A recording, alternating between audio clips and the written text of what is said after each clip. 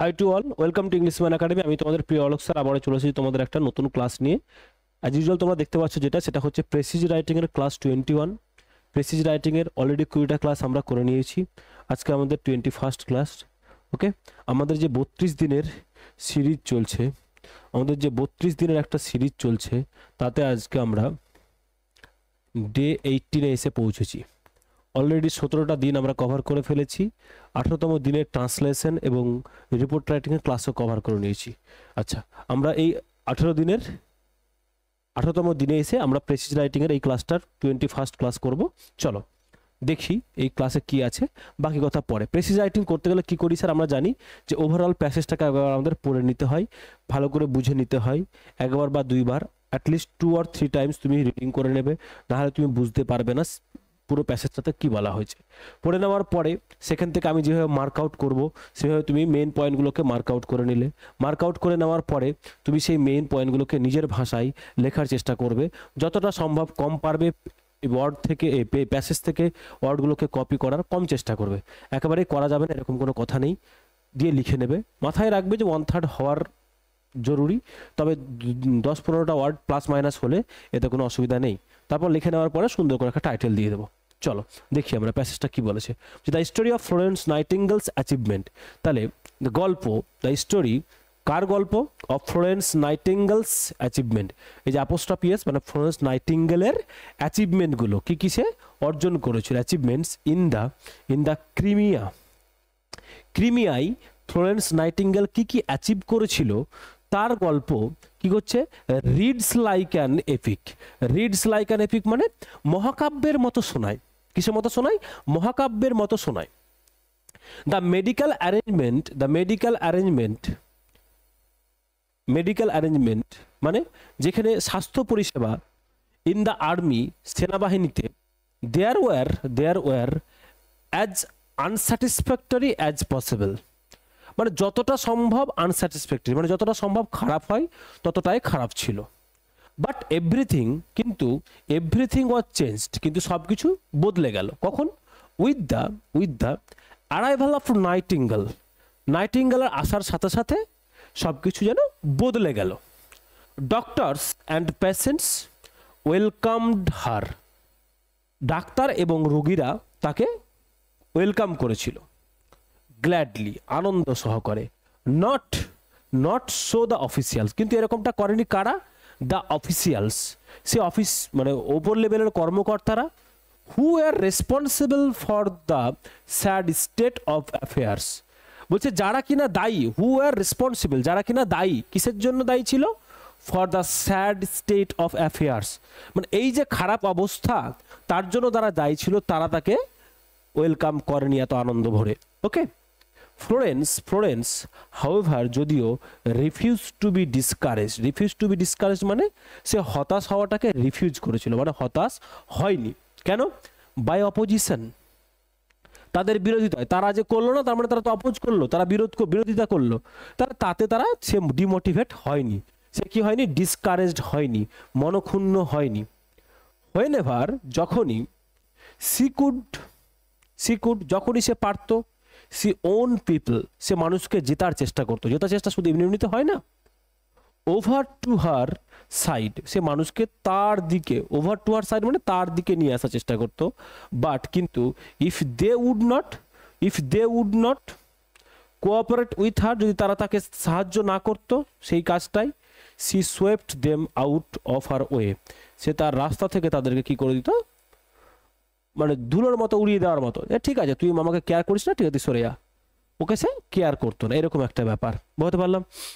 To the patients, সে রোগীদের, সিম to be an Angel, সে তাদের কাছে মনে হয়েছিল কি? টু বি অ্যান অ্যাঞ্জেল, তাদের কাছে মনে হয়েছিল সে একটা পড়ি এসেছে কোথা থেকে তাদেরকে হেল্প করার জন্য। নাইট আফটার নাইট, রাতের পর রাত, ল্যাম্প ইন হ্যান্ড, হাতের লণ্ঠন নিয়ে, she would walk through the hospital, সে রাস্তায় এই হসপিটালে সে কী করতো? সারা রাতের পর রাত লণ্ঠন নিয়ে ঘুরে ঘুরে বেড়াতো। টু সি দ্যাট, এটা দেখার জন্য, অল ওয়াজ ওয়েল, যে সবাই সুস্থ আছে তো, কারো কোনো হেল্প লাগবে না তো। The men would rise off, মানুষজন বিছানা থেকে ছেড়ে উঠতো, বালিশ ছেড়ে উঠতো। দেয়ার পিলোজ, তাদের বালিশ ছেড়ে দিত কি করার জন্য? টু স্যালিউট হার, তাকে স্যালিউট করার জন্য। ইন গ্র্যাটিটিউড, কৃতজ্ঞতায়, তারা তাকে কৃতজ্ঞতা ভরে বালিশ ছেড়ে স্যালুট জানাতো। ফর হার কনস্ট্যান্ট কেয়ার, কারণ সে লাগাতার মানুষকে কি করতো? যত্ন নিত। বাট কিন্তু কিন্তু অফিসিয়ালস, সেই কর্মকর্তারা, হু রিফিউজ টু গিভ হার, মানে যারা তাকে রিফিউজ করেছিল কি করতে? গিভ হার, দিতে। কি দিতে? দ্য থিংস, জিনিসপত্র যেগুলো প্রয়োজন, তাই না? সি নিডেড, তার যেগুলো প্রয়োজন ছিল। ফাউন্ড হার, তাকে দেখতে পেত কিভাবে? কারেজাস, সাহসী, অ্যান্ড ডেঞ্জারাস এনিমি, তাকে খুব খতরনাক শত্রু হিসাবে দেখতে পেত, সাহসী মহিলা হিসাবে দেখতে পেত। মানে যতটা ঠিক পেশেন্টদের সাথে যতটা সে তার বেনেভোলেন্ট ছিল, বন্ধুত্বপূর্ণ ছিল, যতটা কেয়ারিং ছিল, ঠিক তার উল্টোটা ছিল কাদের প্রতি? সে অফিসিয়ালসদের প্রতি। যেখানে তার ডিমান্ড, যেগুলো যাদের নিড তার, সেগুলো সে যে কোনোভাবে সে আদায় করে নিত। ইয়েট, তবুও with it all she was always, মানে উইথ ইট অল মানে এই সব কিছু মিলিয়ে সে সবসময় calm, quiet, modest, never overbearing. তাহলে সে সবসময় কি থাকতো? কাম, শান্ত থাকতো, কোয়াইট মানে শান্ত, মডেস্ট মানে ভদ্র নম্র হয়ে থাকতো, নেভার ওভার বিয়ারিং মানে কখনো অস্বস্তি বোধ এরকম তার মধ্যে দেখা যেত না। বোঝা গেছে? তাহলে এই হচ্ছে সুন্দর গল্পটা, নাইটিঙ্গেলের সুন্দর একটা গল্প। ওকে, সুন্দর একটা গল্প। এবার এইখান থেকে বের করে নিতে হবে আমাদেরকে যে মেইন পয়েন্ট কোনগুলো। প্রেসিসটা লিখতে গেলে মেইন পয়েন্টগুলো আমাদের জরুরি। ওকে, চলো দেখো কি বলছে এখানে আমাদের মেইন পয়েন্ট কোনগুলো যদি দেখি, তাহলে বলছে the medical arrangements in the army there was as unsatisfactory as possible. Medical arrangement মানে স্বাস্থ্য পরিষেবা আর্মিতে, সেনাবাহিনীতে যতটা সম্ভব ততটাই খারাপ ছিল। But everything was changed in the arrival of nightingale, কিন্তু নাইটিঙ্গেলের অ্যারাইভালের সাথে সাথে সেই সবগুলো চেঞ্জ হয়ে গেছিল, তাই না? Doctors and patients welcomed her gladly, তারা যারা ডক্টর এবং যারা রোগী ছিল তারা তাকে আনন্দ ভরে তাকে ওয়েলকাম জানিয়েছিল, অভ্যর্থনা জানিয়েছিল, তাই না? তারপরে কি বলেছে যে তাকে কিছুজন কি করা হয়েছিল? Opposition, but however refuse to be discouraged by opposition, কিন্তু সে তার যারা তাকে বিরোধিতা করেছিল তাদের সে মনক্ষুণ্ণ হয়নি। মানে একদল তাকে ওয়েলকাম করেছিল, একদল তাকে অপোজিশন করেছিল। এখান থেকে আমরা বুঝে যাচ্ছি ব্যাপারটাকে, তাই না? এখান থেকে আমরা ব্যাপারটা কি হচ্ছি স্যার বুঝে যাচ্ছি। তারপরে দেখো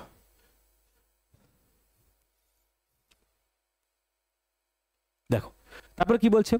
She could own the people over her side, but she would not cooperate with her. She swept her over the way.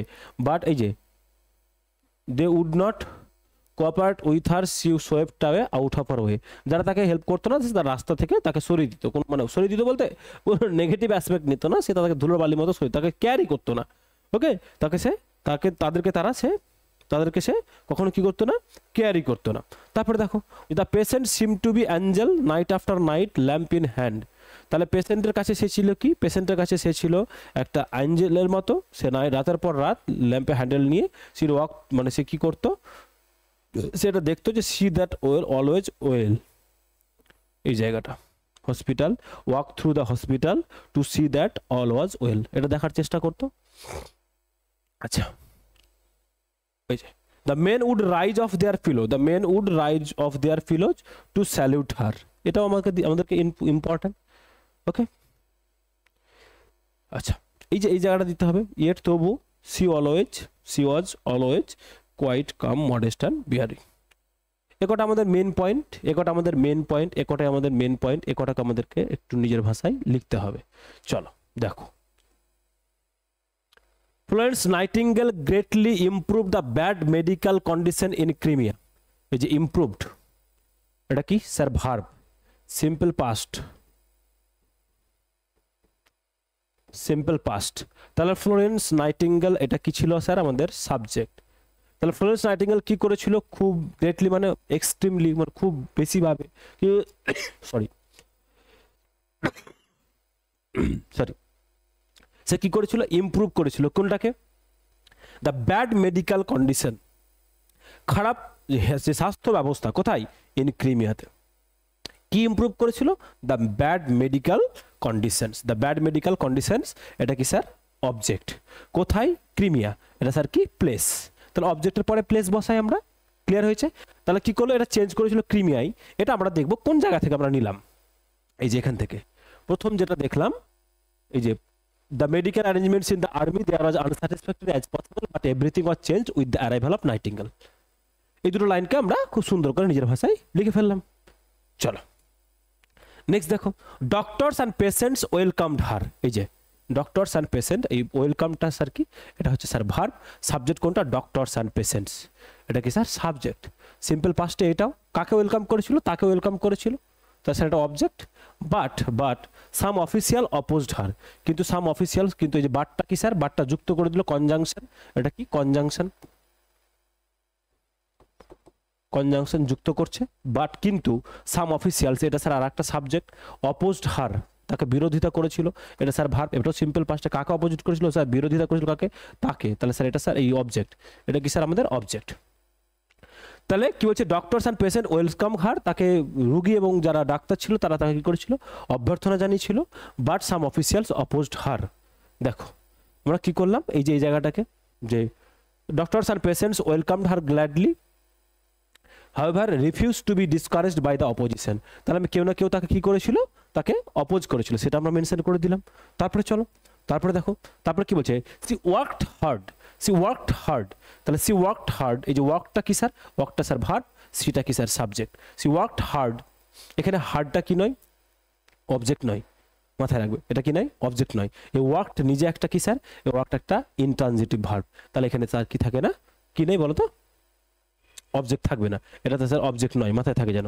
Gaining support or removing obstacles, সে কাজ করেছিল কিসের জন্য, কঠিন পরিশ্রম করেছিল কিসের জন্য, গেইনিং সাপোর্ট, সাপোর্ট মানে সাহায্য পাওয়ার জন্য, অর রিমুভিং অবস্টাকলস, যাতে তার রাস্তায় যারা বাধা দিত সেগুলোকে সে কি করতো, সরিয়ে দেওয়ার জন্য, অবস্টাকলস মানে বাধা, রিমুভিং অবস্টাকল, রিমুভ করা মানে সরিয়ে দেওয়া, রিমুভিং মানে সরিয়ে দেওয়া, অবস্টাকলস মানে বাধা বিপত্তি, অ্যান্ড গেইনিং সাপোর্ট, তাহলে কি করার চেষ্টা করতো, অর্জন করার চেষ্টা করতো কি, সাপোর্ট সাহায্য, অর রিমুভিং অবস্টাকলস সরিয়ে দেওয়ার চেষ্টা করতো কি, যারা সব বাধা বিপত্তি ছিল। ক্লিয়ার হয়েছে, তাহলে কোনটা চেষ্টা করলো, কোনটা লিখলাম আমরা একটু দেখে নিই।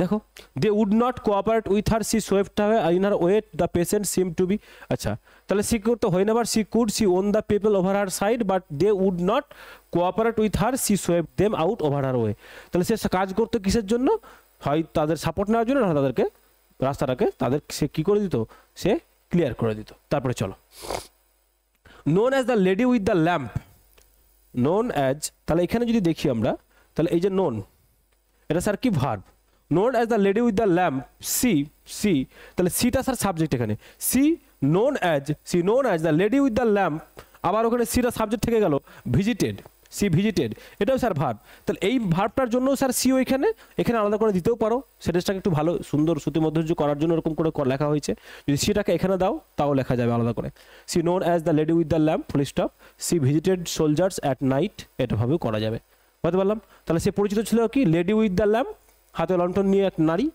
C visited soldiers at night, সে ভিজিট করতো কাকে, সোলজার্সকে, অ্যাট নাইট কখন, রাত্রে, এটা স্যার টাইম, বোঝা গেছে, তাহলে কাদের ভিজিট করতো, সোলজার্সদের ভিজিট করতো, তাহলে স্যার এই যে সিরা সাবজেক্ট, ভিজিটেডটা স্যার কি আমাদের ভার্ব, তাহলে স্যার এই সেন্টেন্সটা কি হয়ে গেল, কোথা থেকে নিলাম আমরা দেখে নিই, আর্নিং দেয়ার থ্যাঙ্কস, তাদের কি অর্জন করতো, তাদের ধন্যবাদ অর্জন করতো, while staying calm modest and determined, এবং যখন সে কি থাকতো, খুব শান্ত ভদ্র এবং ডিটারমাইন্ড, সে কাদের প্রতি সে ভালোবাসা, তার মানে দৃঢ়তা থাকতো। দেখো, the patient seem to be an angel night after night, lamp in hand, এই যে lamp in hand, lady with the lamp করেছি, she would walk through the hospital so that all was well, would rise over their fellows salute her, তাই না, এই যে she was always calm quiet modest and overbearing, তাহলে এটা খুব সুন্দর করে ছোট একটা সেন্টেন্সে লিখেছি, তোমরা যদি পারো এটাকে আরো দুই একটা সেন্টেন্স ছোট ছোট করে আলাদা করতে পারো, অসুবিধা কিছু নেই, বুঝতে পারলাম, অসুবিধা কিছু নেই। তাহলে কি করলাম, এটাকে আমরা চেঞ্জ করে দিয়েছি, এটা করে নেওয়ার পরে এটা সুন্দর করে তোমাকে কি করতে হবে বলো, সুন্দর একটা নামকরণ করতে হবে, টাইটেল দিতে হবে, তাই না? টাইটেল দিতে হবে, তাহলে কি দিলাম? Florence nightingale the lady with the lamp, এটা তো আমরা সবাই জানি, ছোটবেলা পড়েছিও, এটাও দিতে পারি। বা দিতে পারি an angel in Crimea, angel হিসাবে দিয়েছে, কোথায় জায়গাটা ছিল? Crimea, angel in Crimea. Florence Nightingale's courage and compassion, তার সাহসিকতা এবং তার করুণা, এটাও দিতে পারি আমরা। বা দিতে পারি a light in the darkness of war, যুদ্ধের, আচ্ছা ওয়ার এই ব্যাপারটাকে দিও না, ওয়ার কথাটাকে বলো না,